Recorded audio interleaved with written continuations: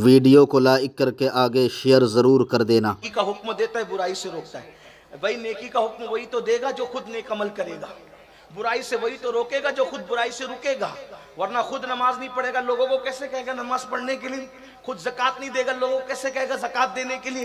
खुद हज से डंडी मारेगा, लोगों को कैसे कहेगा हज पे जाने के लिए? खुद लोगों का खा के हड़प करेगा, लोगों को कैसे कहेगा गरीबों को खाना खिलाने के लिए? तो पता चला उसमें दो सिफतें फारूक आजम की होती है। एक क्या? अम्र बिल मारूफ नहीं अनिल मुनकर। अच्छा, अम्र बिल मारूफ नेकी का हुक्म देना आसान, नहीं अनिल मुनकर मुश्किल, यानी बुराई से रोकना मुश्किल। क्योंकि बुराई से रोको तो लोग दुश्मन बन जाते हैं। मिसाल के तौर पे किसी के हाथ में सोने की अंगूठी देखी, कहा भाई उतार दे, तो लोगों को लगता है यार ये मौलवी क्या कर रहा है ना? तो ये बात है, बुराई से रोकना जो है वो बहुत खतरनाक काम है। अगर कोई माज़अल्लाह बदमज़हब है तो उस बदमज़हब के साथ कहा कि इसके साथ ना उठो ना बैठो, लोगों को बुरा लगता है, तो याद रखिए मगर वो बुरे की परवाह नहीं करता, क्योंकि उसको तो यार की तलब होती है। दो आलम से करती है बेगाना दिल को, अजब चीज है लज्जत आशनाई। दो सिफतें उसमें उस्मान गनी की होती है। क्या? दो सिफतें उस्मान गनी की होती है। वो दिन को खाना खिलाता है, रातों को इबादतें करता है। उस्मान गनी की दो सिफतें, दिन को खिलाएगा, रात को अल्लाह की बारगाह में, यानी दिन को मखलूक की खिदमत करेगा, रात को खालिक की खिदमत में खड़ा रहेगा। अब जो खुद फजर नहीं पढ़ता उसने रातों की नफिल कब पढ़ना है? जो ईशा नहीं पढ़ता उसने रातों की नफिल कब पढ़ना है? ये सिफतें होती है। कितनी सिफतें हो गई? कुल 10। दो सिफतें मौला अली की होती है, अली मुर्तजा की। एक तो वो इल्म वाला होता है और वो बहादुर होता है, बुज़दिल नहीं होता। कभी दीवार हिलती है, कभी दर कांप जाता है, अली का नाम सुनकर अब भी खैबर कांप जाता है।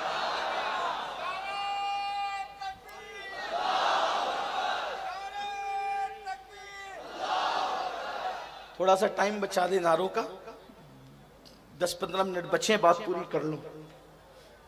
ये 12 सिफतें कम से कम चाहिए।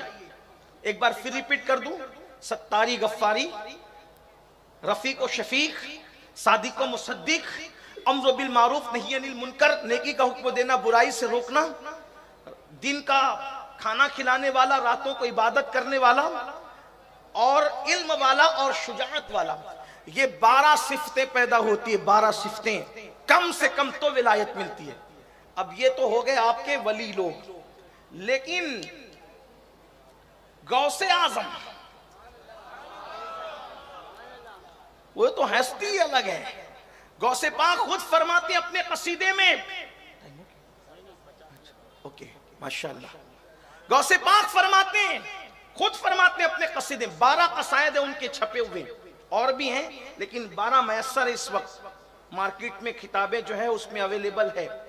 आप फरमाते लोगों मुझे किसी पे कयास मत करो और मुझको किसी पे कयास मत करो, मतलब मेरी तरह किसी को मत समझो और मुझे किसी की तरह मत समझो, क्योंकि अब्दुल कादिर जिलानी अल्लाह के राजों में से एक राज बन करके आया है। इन्नी आलमो माला तालमून के राज का नाम है अब्दुल कादिर जिलानी। तो जबूर का इल्म जिसको हो, इल्म जबूर जिसको हो, वो तख्ते बिल्किस पलक के झपकते ला सकता है। तो गौसे आजम को तो इल्मुल कुरान था, अल्लाह और कितना था वो उस पर आए, इल्मुल कुरान कितना था वो सुन ले। बहुत ज़ौक़ की बात है, आजकल के दौर का भी इसका जवाब, इसमें जवाब है। एक बुजुर्ग बहुत बड़े मुहद्दिस आलिम फकीह अल्लामा इब्नुल जौजी नाम के उस दौर में थे, गौस पाक के दौर में, और ये ऐसे थे बहुत लोगों पर नुक्ताचीनी करते थे। यानी कोई भी जो पढ़ते पढ़ाते लोग हैं इल्म वाले, वो पता है कि इल्म हदीस में इन्होंने जो जिरा की है, इनकी जिरा से कोई बचा ही नहीं। जो बच गया समझ लो वो हस्ती कुछ और है, कोई नहीं बचा। आपने जो किताबें लिखी है माज़अल्लाह में, हमारे बुजुर्ग हैं, वो भी मैं कोई ऐसी बुरे से नहीं कह रहा हूं, उसका कोई गलत मतलब मत निकालना। तो इनको सूफिया से इब्तिदाई दिनों में बड़ी चिढ़ थी, बड़ी नफरत थी सूफिया से।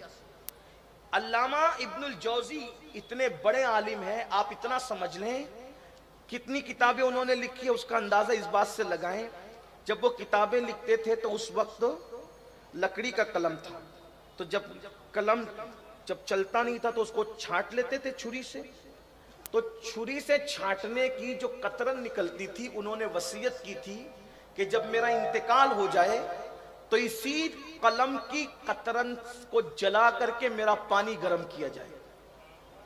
तो इतनी कतरन थी वो कि पानी गर्म हुआ, उसके बाद भी वो कतरन बच गई। जिसके कलम की इतनी कतरन होगी उसने किताबें कितनी लिखी होगी। उनकी किताबें कम अस कम 500 किताबें बताई जाती है। कितनी किताबें? 500 कम अस कम अल्लामा इब्नुल जौजी की। और उठाकर पढ़े आज भी जम्मुल हवा, ऐसी ऐसी बातें लिखी है कि लोगों में बयान करो तो लोगों के रोंगटे खड़े हो। इब्नुल जौजी और भी बहुत सी उनकी किताबें हैं। तलबीस इबलीस, इबलीस पर उन्होंने जितना शानदार लिखा है किसी ने नहीं लिखा, इब्नुल जौजी। इसी तरीके से और भी बहुत सी किताबें हैं। पढ़ने से ताल्लुक रखती है, यानी पढ़ने के बाद पता चलता है आदमी किस क्वालिटी का है। अल्लामा इब्नुल जौजी बड़े मुहद्दिस हैं, लेकिन सूफिया को नहीं मानते थे वो। गौसे पाक का एक मुरीद था जो उनके पास पढ़ने आता था। गौस पाक का इल्मुल कुरान बयान कर रहा हूं आपके सामने। जो लोग कहते हैं सूफिया जाहिल होते हैं, वही मैं कह रहा हूं कि उनका इल्मुल कुरान देखो। सूफिया क्या जाहिल होते हैं? इमाम अहमद रजा भी तो सूफी है, उनके मुर्शिद शाह आले रसूल भी तो सूफी हैं, उनके उस्ताद शाह अब्दुल अजीज भी तो सूफी है, उनके अब्बा शाह वलीउल्लाह भी तो सूफी है, उनके अब्बा शाह अब्दुल रहीम भी तो सूफी है। ये सब लोग तो सूफी है, बड़े बड़े मुहद्दिसीन। शेख अब्दुल्ला जिन्होंने इल्म हदीस हिंदुस्तान में आम किया वो भी तो सूफी है। अल्लामा जलालुद्दीन सुयूती सूफी है। महबूब इलाही निजामुद्दीन औलिया जिन्होंने बाबा फरीद से कुदूरी वगैरह पढ़ी है, बाबा फरीद भी सूफी, निजामुद्दीन औलिया भी सूफी, सब सूफिया लोग हैं। आजकल के जाहिल लोगों को देखकर उन लोगों को मत समझने की कोशिश करो। पढ़ो, पढ़ करके समझो किताबों में औलिया क्या है, कुरान और सुन्नत में पढ़ो।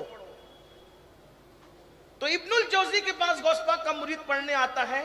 ये थे मुहद्दिस। तो जब भी पढ़ाते थे तो कहते थे तेरा पीर तो ऐसा, ये सूफी लोग को कुछ नहीं आता, कुछ कुरान हदीस नहीं जानते, जबरदस्ती इस तरह की बातें करते, ऐसा करते वैसा करते। मीर अब्दुल वाहिद बिलगिरामी रहमतुल्लाह ने एक बात बहुत अच्छी लिखी। कहते हैं इंसान को जिस चीज का इल्म नहीं होता वो उसका दुश्मन होता है। जो चीज उसको मालूम नहीं है वो उसका दुश्मन ही रहेगा। हाँ, तो बस वो ऐसी बात थी। अब ये रोजाना रोजाना रोजाना, अब वहां गए तो किसी की गिबत ही नहीं, कोई मसला ही नहीं, किसी के खिलाफ कोई बात ही नहीं। और यहाँ आते तो रोजाना ये पिटारा खुलता है। भाई जाहिर सी बात है ना, फिर वो क्वालिटी अलग है। सरकार गौसियत माफ की।